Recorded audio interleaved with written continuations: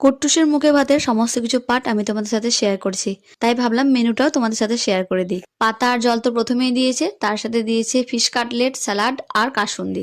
এরপর পাতে পড়লো টেস্টি টেস্টি বাসন্তী পোলাও, তার সাথে ছিল চিলি মাশরুম। ওহ, এটা তো আমার দারুণ লেগেছিল সব চাইতে।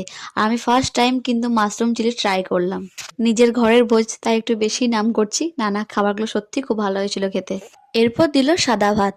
আমরা বাঙালি, যতই আহামরি খাবার হোক না কেন, সাদা ভাত আমাদের পাতে একটু চাই। তারপর পাতে পড়লো ফুলকপির রোস্ট আর সঙ্গে গরম গরম মুগের ডাল। তারপর দিয়ে দিল আলু পোস্ত। এরপর দিয়ে দিল আমাদের ভোজবাড়ির স্পেশাল খাবার গরম গরম মটন কষা। তারপর তো চাটনি, পাঁপড়, মিষ্টি এগুলো থাকবেই। তো চাটনি দিয়ে পাঁপড় খেতে আমার ভালো লাগে খুবই।